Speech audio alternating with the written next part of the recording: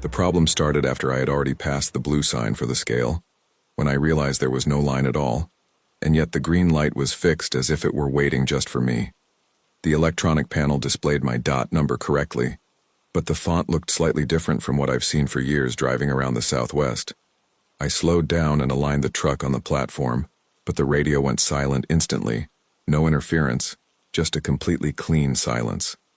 The guardhouse had the state flag, standard paint job, and even the correct coat of arms, but there were no official vehicles parked around it. When the loudspeaker told me to turn off the engine and get out with the documents, I already knew something was out of place. I was driving down I-40 in New Mexico, a long, dry stretch with a constant crosswind that tends to push the trailer a few inches out of the lane if you relax. Dry cargo, palletized automotive parts, standard company seal applied at the yard in Amarillo. Early morning hours shortly after 2 o'clock, when traffic disappears and only spaced-out headlights remain on the horizon. The scale that appeared on the dashboard wasn't unfamiliar to me. I've been through inspections in that condition dozens of times. Even so, the warning light came on too late, almost right on top of the entrance, as if it had been switched on minutes before. The access road was remarkably clear for that time of day, with no trucks waiting to be weighed, and none of the usual coming and going of inspectors with flashlights. The asphalt looked freshly painted at the markings, the white lines still reflecting brightly under my own headlights. There were no displaced cones, nor accumulated trash on the side, something unusual in stations that operate daily. I saw cameras installed on metal poles, but the cables were too visible, running down without any enclosed conduit. When I aligned the rear axle on the platform, I felt that the surface didn't have the same metallic vibration as the fixed axles I'm familiar with. The cabin fell silent after I turned off the engine, a heavy silence without the distant hum of generators that usually power the facilities. The main building had lights on only in the front room, and the side windows were completely dark. I didn't see any state-owned pickup truck parked there, nor any official license plate in the vicinity, just a regular white pickup truck parked behind the guardhouse. The speaker called out my full dot number, pronounced correctly, but with an awkward pause in the middle. I mentally noted that detail because nobody usually hesitates when reading data directly from the system. The route that night was simple. Drive to Albuquerque, refuel, and then cross into Arizona before dawn. A tight deadline, but nothing out of the ordinary for that type of cargo. Delivery was scheduled for late afternoon the following day. The company had been strengthening compliance controls in recent weeks, requiring records of all state inspections. Any weighing should generate an automatic digital protocol in the internal system, synchronized by the ELD. My tablet, however, did not display any active inspection notification at that time. The wind began to blow harder against the side of the trailer as I retrieved the documents from the leather briefcase. The state flag was flying, but there was no lighting directed at it, making it almost invisible in the darkness. When I opened the cabin door, I realized the air was completely still, unlike what I had felt seconds before. The white pickup truck behind the guardhouse turned on its headlights for a moment, and then turned them off immediately. That's when I understood that that stop wasn't part of the original route for that night. I got out of the booth holding my briefcase with my documents and my cell phone in my jacket pocket, even though I knew the signal there was usually unreliable. The loudspeaker instructed me to walk to the right side of the building and hand the papers through a small metal window. That was no longer standard because routine inspections normally take place next to the truck, not hidden behind a wall. As I walked, I noticed that there were no visible secondary scales for checking individual axles. The platform where I had stopped seemed too simple, as if it were just freshly molded concrete. The window opened just a few centimeters, enough for a hand to appear wearing a plain black glove, not the light-colored gloves I see inspectors wearing. The voice that came from inside asked for my medical records and proof of workload even before requesting my driver's license. This doesn't follow the normal inspection order, and I've been stopped enough times to know the sequence. I handed over only the driver's license and held the rest firmly in my other hand, waiting for it to be corrected. Inside, there was a silence that was too short to be a system check. I brought with me the ticket from the last official weigh-in in Texas, kept in the same folder. Without being asked, I slid the old paper through the opening along with my driver's license, watching to see if anyone would comment on the difference in condition. The hand pulled everything inside without any questions. nor any visual check right there in front of it. That's when I heard a metallic noise coming from the back of my trailer. Not loud, but distinct from the wind. I turned my body reflexively and realized that the white pickup truck had moved a few meters. I decided to go back to the cabin under the pretext of retrieving another document that didn't exist, just to get a complete overview of the whole thing. As I walked back, I noticed there was no official marking painted on the building indicating the station number or federal code. The sign at the entrance read, "State Inspection," but it lacked the standard reflective sticker from the transportation department. I climbed into the cab and, before closing the door, checked the trailer's seal using the side mirror. It was intact, but there was a shadow positioned directly behind the rear doors. I turned on the dashboard without starting the engine and opened the company's internal application to register a manual inspection. No station appeared to be active at that specific coordinate, even though the GPS indicated that I was stopped at a way station. It was the first time I considered that structure might not be official. The speakerphone called again, now asking me to turn off any electronic devices before proceeding. I kept the engine off but left the dashboard on, because at that point I no longer trusted what was happening there. The loudspeaker called my DOT number again, this time stating that there was an inconsistency in the declared weight of the cargo. This didn't make sense because I had just come from an official weigh-in a few hours earlier in Texas. The voice said that the state system indicated a possible overload on the rear axle, something that my own dashboard did not register. While I was checking the data in the ELD, the screen flickered for a second and lost connection to the company server. At that same instant, I saw in the mirror that the shadow behind the trailer was no longer stationary. The white pickup truck was now positioned diagonally behind the doors, as if preventing the trunk from opening fully. No officer physically approached the truck, even after they alleged a serious weight irregularity. This contradicts standard procedure, because overweight inspections require on-site measurement and a signed report. The side window of the building remained closed, but I noticed movement inside filtering through the light from the front room. The loudspeaker then asked me to await further instructions without leaving the cabin, something that never happens during an actual inspection. My tablet reconnected for a few seconds and displayed an internal company notification warning about an unrecognized station on the route. The displayed coordinates did not exactly match the physical point where I was standing. They were a few meters off. I looked again at the scale's input and noticed that the reflective plate seemed to be held in place with screws that were too recent. The green light on the platform went out on its own, without me having received formal clearance to leave. That's when the white pickup truck started its engine and slowly moved to the left side of my trailer. Before I even decided to leave, the white pickup truck pulled up so close to my rear bumper that it practically blocked any simple reversing maneuver. The loudspeaker announced that, due to the alleged irregularity, my trailer would be subject to an immediate physical inspection. No official documents were returned through the window, nor was there any formal identification of the responsible agent. Through the side mirror, I saw someone discreetly testing the trunk door handle, as if expecting to find the seal compromised. The consequences started there, because if they opened that trailer without proper registration, I would be trapped in the middle of something I couldn't control. I started the engine under the pretext of adjusting its position on the platform, and the vibration of the assembly caused the pickup truck to roll back half a meter. The speaker prompted me to turn it off again, but the voice sounded less steady than before. I engaged first gear slowly, keeping the wheels aligned, as if I were still cooperating with the weighing. The shadow behind the trailer moved away too quickly for someone confident in their own authority. When the interior light of the building suddenly went out, I had already made my decision. I slowly walked to the edge of the platform and, instead of lining up for a new weighing as requested, I turned the steering wheel toward the main exit without waiting for formal clearance. The pickup truck tried to follow the left side, but the access ramp was too narrow for a parallel maneuver. The gate at the exit was raised, unlike the normal procedure which requires authorization to release heavy trucks. When I passed under the last lamppost, I noticed that there was no official sign indicating the station number or the responsible district.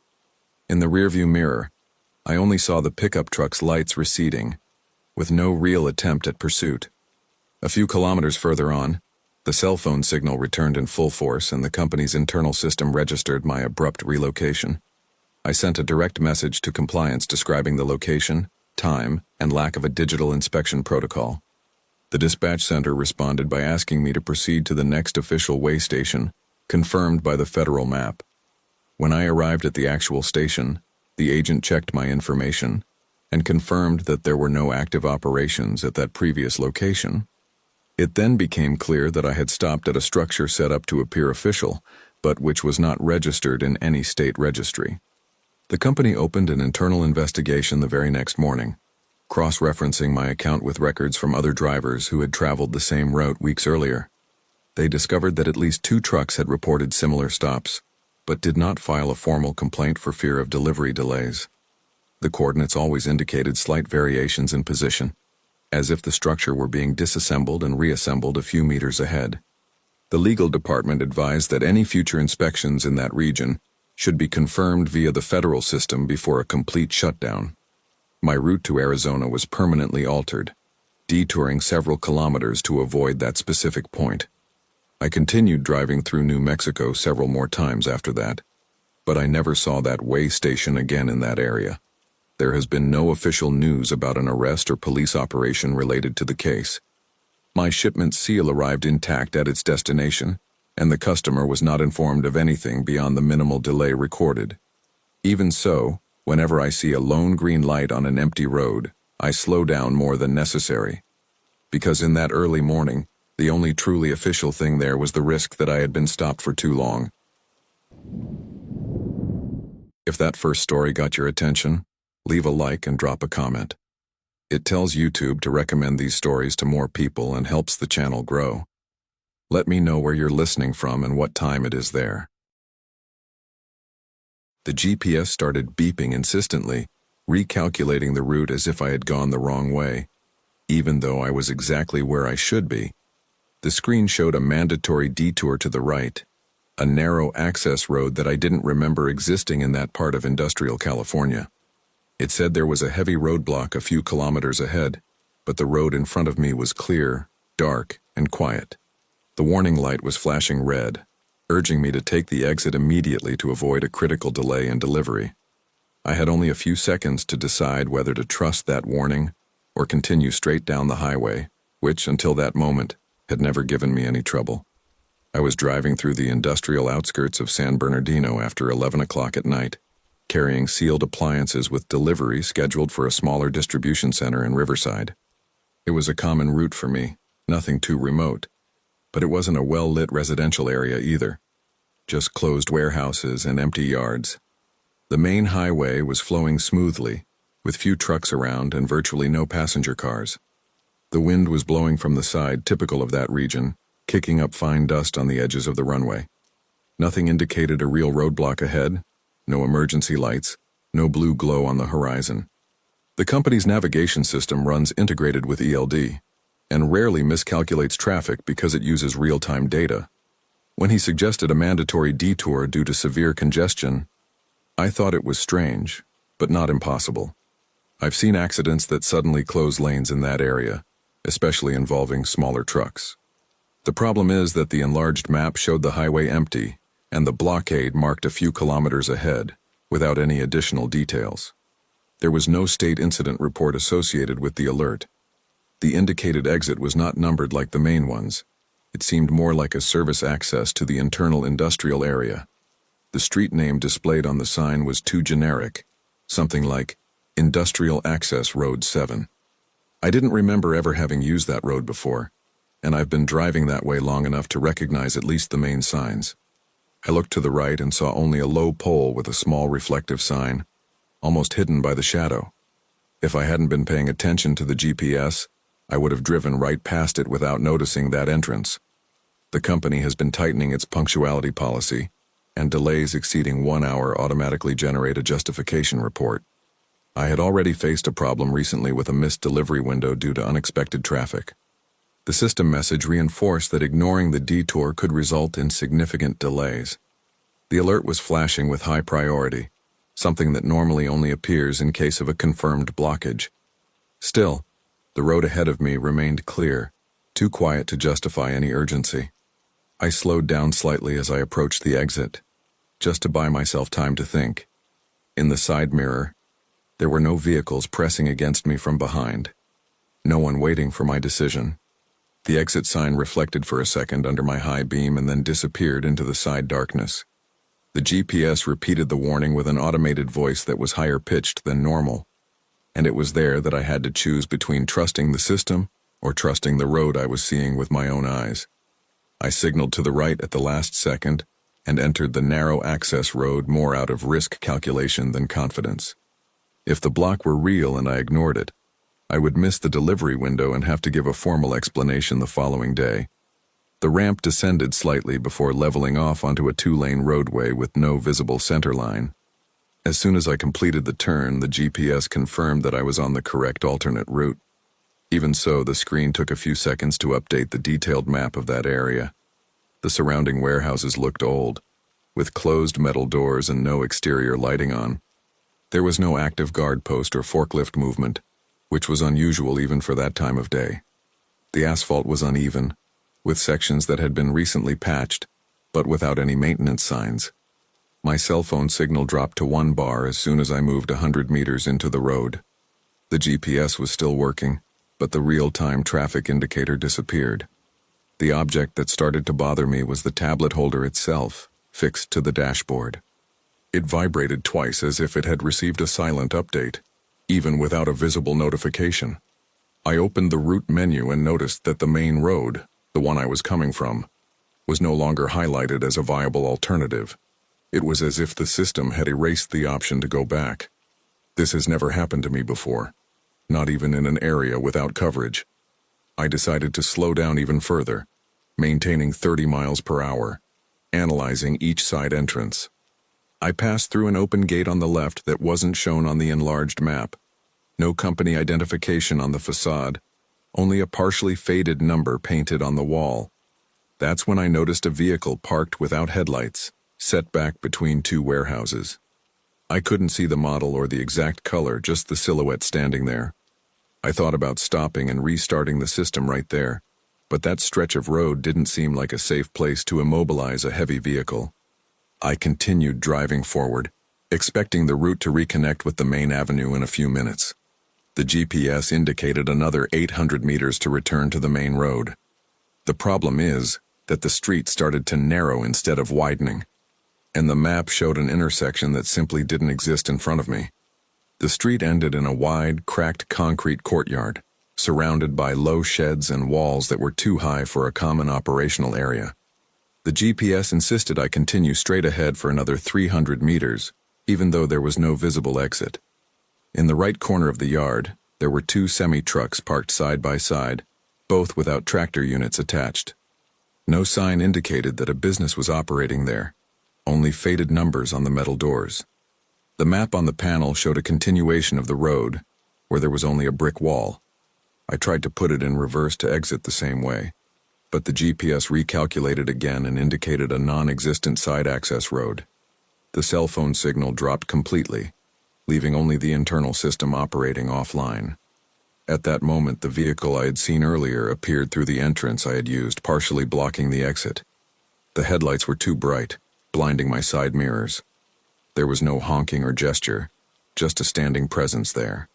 I looked to my left and noticed another metal gate beginning to close slowly, powered by an old electric motor. I didn't see anyone operating it, just the dry sound of the gears turning. The GPS kept repeating that I was on the correct route, and that the estimated time had been reduced. This completely contradicted the scene before me. I was stuck in a dead-end parking lot, and the system was saying I was saving minutes. I decided to keep the engine running and align the truck so that the trailer would be protected by the tractor unit itself. If someone tried to open the rear doors, I would have a clear view through the auxiliary mirror. The vehicle at the entrance moved forward a few meters, further reducing the space for maneuvering. No sirens, no official identification, nothing to suggest a legitimate operation. It felt like I had been directed there with too much precision to be a coincidence. That's when the GPS turned off for 2 seconds and restarted on its own, displaying a software update screen. I hadn't authorized any updates that night. When the system came back online, the original route reappeared, indicating that I was 400 meters off the recommended path. The traffic blockage has completely disappeared from the map, and the only way out remained the same access road, now partially blocked by the stopped vehicle. Before I could decide anything, the patio light suddenly switched on, reflecting brightly off the concrete and the sides of my trailer. The vehicle at the entrance moved forward a few more meters, reducing the exit space to something too tight for a smooth maneuver. There was no direct approach, but I felt the time being compressed, as if they expected me to turn off the engine on my own. The GPS remained stable this time, showing the normal route and no active alternative route for that detour.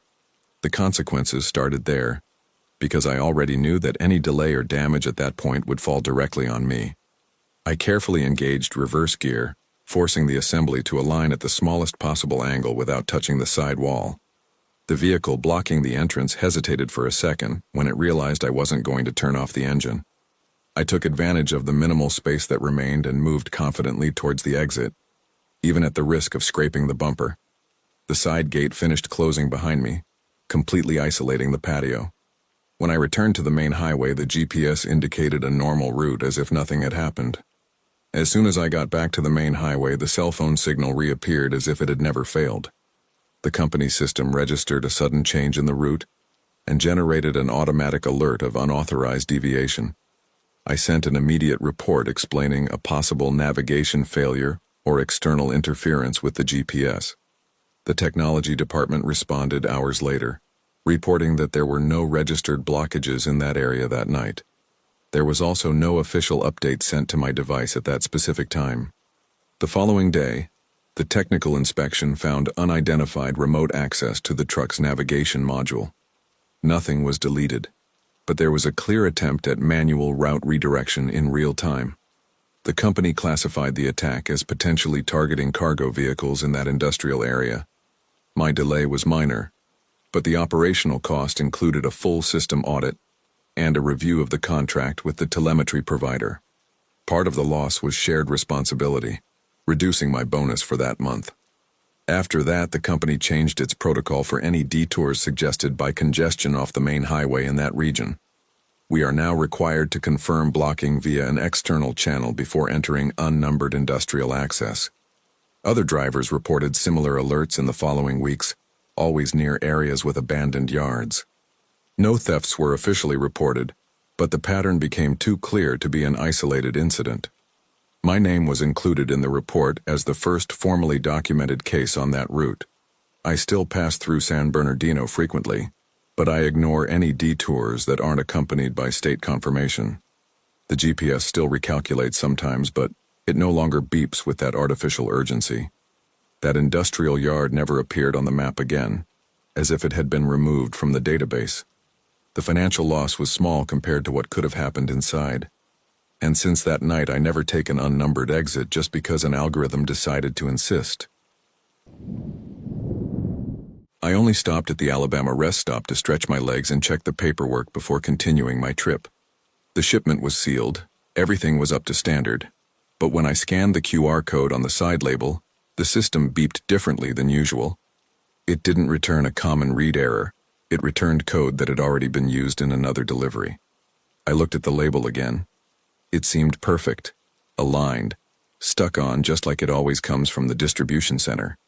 It was there, standing under that bright white light, too bright for almost midnight, that I felt something was wrong, something I didn't yet understand. I had left Birmingham late in the afternoon with a partial load, mixed pallets destined for 2 smaller centers in northern Alabama. Nothing sensitive, nothing refrigerated, just regular retail merchandise with digital documentation linked by individual QR codes. The company had been strengthening traceability after some internal inventory problems months ago. Each pallet had a unique label linked to the central system, and any discrepancy triggered an automatic alert. Until that night, it was just another boring conference procedure. The rest stop where I stopped wasn't too isolated, but it wasn't crowded either. A few scattered trucks, a bright white light illuminating the parking lot, and a few people walking among the vehicles. I usually use these stops to review documentation before entering urban areas the next day. I grabbed the portable scanner from the cabin and went down just to confirm that all the codes were readable. That's when the first beep sounded different from the usual pattern. The display showed a short message saying duplicate record detected. This usually means that the code has already been scanned and delivered elsewhere. I looked around thinking I might have read the wrong label on another truck nearby. But the cargo number matched exactly with my digital manifest. I ran the scanner again, and the same message appeared. The trailer seal was intact, uncut, with no signs of replacement. The back doors were exactly as I had closed them hours before. No torn tape, no loose hinges, nothing apparently out of place. Even so, the system indicated that that identification had already been used before. I started to feel that kind of worry that doesn't show on my face but weighs on my mind. I opened the company's app on my phone to check the code history. The system showed a delivery record at a warehouse almost 100 miles away, a time incompatible with my route. That didn't make physical sense because I was carrying the load the whole time. No long stops beyond the mandatory ones, no suspicious parking lots along the way. It was there that I realized the problem wasn't a simple reading error. I went back to the booth and got the printed copy of the manifest, comparing it number by number with what appeared on the app. Everything matched up on paper, including departure time and batch code. I went back down and scanned another pallet to see if the error repeated itself. The second code was read normally without any alerts. The problem seemed isolated to that single QR code. The label was stuck on at exactly the same height as the others, almost too aligned. The edge had a clean cut, with no air bubbles underneath, as if it had been applied with professional care. I ran my finger over it, trying to feel the difference in thickness, but it seemed the same as the others. The only thing I noticed was that the paper's sheen reflected slightly differently under the white light of the lamppost. The difference is too small to notice without looking for it. I decided to photograph the label with my cell phone and enlarge the image. That's when I realized that the QR microsquares had a slight variation in density in one corner. Nothing drastic, but different from the other pallets I compared them to right there. If someone duplicated that code, they did so with a good printer and materials similar to the original. That wasn't a makeshift repair. I sent a direct message to the quality control department, informing them of a possible discrepancy in the tracking label. The response asked me not to open the trailer and to await further instructions before taking any action. They requested that I send the exact coordinates and time of the reading. As I was typing, I noticed 2 rest stop employees discreetly glancing in the direction of my trailer. It didn't seem like ordinary curiosity. It seemed like recognition. It was at this moment that the app updated automatically and displayed an internal alert regarding a cargo investigation. The duplicate code was linked to an open case against the company itself. There was no direct mention of me, but my vehicle already appeared associated with the registration. I was stopped in a public parking lot with a load that, according to the system, appeared to have already been delivered elsewhere. And it started to look less like a technical error and more like something that had been planted. The control department asked me to remain stationary until further instructions, but also informed me that the legal department had been contacted. This is not standard procedure for a simple etiquette lapse, and I knew that. While waiting, the app displayed an update saying that the warehouse that supposedly received that code had confirmed the physical delivery of the pallet. In other words, the system had 2 versions of the same payload at the same time. One of them was with me. I started mentally reviewing each stop from Birmingham onwards. Quick refueling, a short stop for coffee, no doors to open. There was no road inspection, no police intervention, nothing out of the ordinary. Even so, someone had managed to link that code to another physical location. This required internal access or label replacement at some earlier point. I looked again at the row of pallets through the inner gap of the trailer, using the small flashlight I carry for inspection. None of them seemed displaced or violated. The vehicle was in exactly the same condition as when it left the distribution center. If there was a change, it happened even before I took over the load. But the system didn't differentiate between them. It only showed my truck as the last one responsible. That's when I received another message saying that the company was being formally questioned about an inventory discrepancy related to that batch. My name appeared as the driver linked to the active registration at the time of the scan. It wasn't a direct accusation, but it wasn't just a technical notification either. The instruction was to proceed to the final destination without opening the trailer under any circumstances. That didn't sound like a simple administrative error. As I was closing the app, a state police car pulled into the parking lot and parked 2 rows behind my truck. There was no immediate approach, only a visible presence there. It may have been a coincidence, but at that moment, it seemed too aligned with what was happening. The QR code remained discreetly pasted there, seemingly perfect. And I was beginning to understand that this could become a bigger problem than just a delivery delay. Even before I started the truck to leave, the app displayed a notification saying that internal auditors were trying to trace the origin of the duplicate code. This meant that the investigation had already gone beyond the operational level and entered the legal sphere. I was still stopped at the rest stop, but the system indicated that something serious had already happened. The cargo inside my trailer was being treated as potential evidence of failure or fraud. The consequences began there, even before any formal decision of mine. I started the engine and left the parking lot, maintaining a constant speed, without rushing and without stopping again. The app kept sending messages requesting location updates at shorter intervals than normal. It was as if they were monitoring every mile with heightened attention. The seal remained intact, and I checked it in the mirror more times than necessary. I knew that if that pallet was deemed irregular, the entire responsibility could fall on me. About 20 miles later, I received a direct call from the company's legal department, something that had never happened to me before. They asked if I had had exclusive access to the cargo since it was picked up at the distribution center. I replied that yes, and that no doors were opened during the journey. On the other end of the line, there was a silence that was far too short to be reassuring. That's when I realized that the story was no longer just about technical aspects.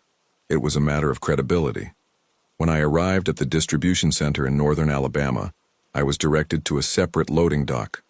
Unlike the other deliveries that night, there was no queue nor any operator waiting with a clipboard, just 2 supervisors and a security guard. They asked me to remain in the cabin while they checked the seal number before any movement. The code was checked 3 times, photographed and recorded in a separate report from the standard system. Nothing indicated physical abuse, but the atmosphere there was no longer one of ordinary surrender. They opened the trailer in front of me and went straight to the pallet with the mismatched label. They compared the QR code against an internal database using the company's own equipment. Their system confirmed that the code had been scanned days earlier at another warehouse in the same network. At the same time, telemetry data from my truck showed that I had never been to the location indicated by the duplicate record. That was the first thing that cast doubt on my direct involvement. The telemetry provided detailed information on stop times, complete routes, and even engine shutdown times since the initial departure. There was no plausible window of opportunity for physical diversion to the warehouse that was listed in the system. This removed immediate suspicion against me, but it didn't solve the problem. The pallet was isolated for internal investigation, and the delivery of the remaining items occurred with a recorded delay. I signed an additional document acknowledging that the divergent code was identified under my operational responsibility. Days later, the company concluded that the QR code had been tampered with within the internal distribution chain, even before I took over that shipment. Someone had replaced the original label with a duplicate linked to a previously delivered batch, intentionally creating a double record. My truck's telemetry data was used as proof that I was not at the depot mentioned by the system. Even so, my name remained temporarily associated with the report until the formal conclusion of the investigation. This is the kind of thing that doesn't disappear quickly from internal files. The shipment was partially canceled, and the company absorbed financial losses related to the inventory discrepancy. There was no formal accusation against me, but I was required to provide written clarifications and participate in a remote meeting with the auditors. No driver likes to see their phone number linked to a corporate investigation, even when innocent. The altered QR code seemed like too small a detail to cause all that fuss, but it was enough to almost turn a routine delivery into a disciplinary case. Today, whenever I scan a label before leaving with the shipment, I double-check the paper's brightness and the density of the code. It may seem like an exaggeration, but I know what even the smallest detail can cause within an automated system. The seal may be intact, the weight may match, the route may be clear. Even so, a single duplicate code is enough to place the driver at the center of suspicion that didn't originate with him. And trust, when it enters internal reporting, never returns exactly to how it was before. If you made it all the way to the end, subscribe. Most people watching aren't subscribed, and that small click makes a big difference for the channel. Like the video if you enjoyed it, and tell me which story stayed with you the most.